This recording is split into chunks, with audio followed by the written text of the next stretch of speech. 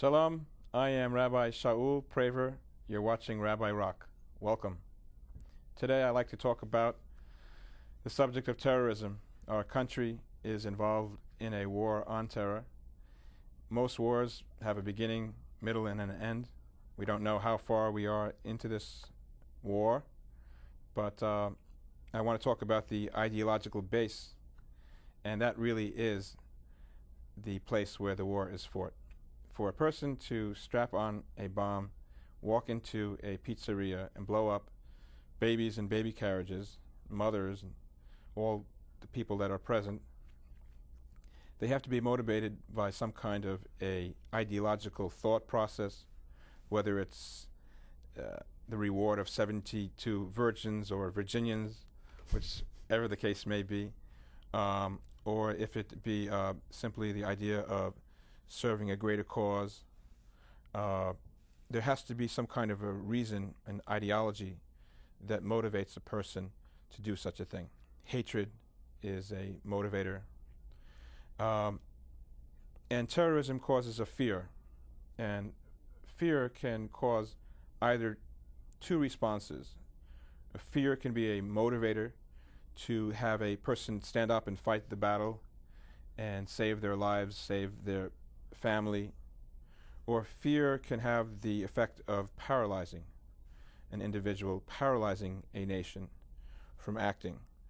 I believe that the act of terrorism in Spain recently has had the paralyzing effect of that government to capitulate and to simply say, okay, don't hurt us, we'll listen to you, we surrender. Fear is a very basic primal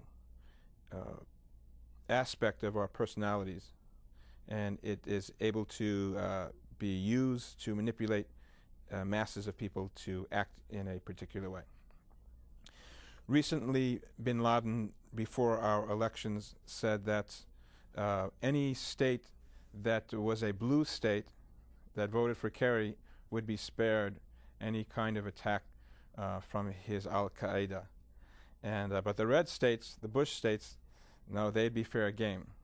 So that's an ideological warfare, trying to cause some kind of hope and fear in the various people in the various states. And it's also an attempt to fragment our United States, where a person might say, okay, well, I'm in a blue state, so I'm okay. Or I'm in a red state, I'm not okay, I better watch out. This is terrorism. And terrorism is the enemy to freedom. Terrorism is the war that we're fighting right now. Depending on the day you put on the television set, you don't know if we're winning or we're losing. But this war is being fought for the minds and the hearts and the souls of our young people in all places, the university campus. The place where freedom of speech, freedom of thought, exploration of knowledge is supposed to exist. We find there probably more fear and intimidation than any other sector, any other square, any other place in our society. So the war on terrorism is not only what we see as far as the violence in the streets in Iraq, 9/11, the terrorism is the ideological war. And my word to you is that we should live our life with courage. You know, the lion in the Wizard of Oz was seeking courage, and at the end he found out from the inept wizard one very important lesson, and that is that he always had it. He just had to be told and reminded that he really does have the courage. We as individuals, we as a nation have courage. As a country, as a proud American people, we have the courage to stand up against terrorism, to face it and call it what it is, and arrest it and restore our freedoms. So that's my 2 shekels, as they say. So shalom and welcome to Rabbi Rock. We have a very fascinating guest, Jerry Gordon, who's going to He's an activist / gadfly, and he has a lot of knowledge. He's out there in the campus, pounding the pavement, dealing with these issues, dealing with the people, the players on the field. And I welcome Jerry Gordon. Shalom. Shalom. It's great to have you back. Thank you, Shaul. So you recently were down in Florida, and is that right? Yes. Tell us about what you did down there and how it's going. Well, in Florida proper, we showed two films by the French documentarian Pierre Rahove at Pensacola Junior College. The first one dealt with the expulsion of Jews from Arab lands. It's entitled The Silent Exodus, and the second one basically deals with the 50-year-plus eyesore called the UNRWA refugee camps in that regard. Yes. But the important thing, I think, about the episode, both down in Florida and more recently here in Bridgeport, was the attention that the films have begun to receive in what I call the general community, not just the Jewish community in locations like Bridgeport or down in Pensacola, Florida. And that's an important transition from what had been done previously. Sure.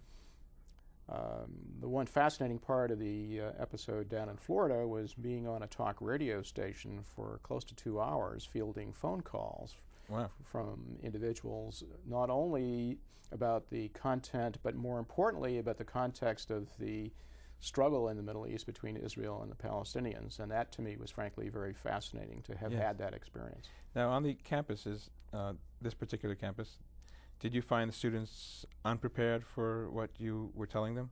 Virtually unprepared. They're mainly apathetic.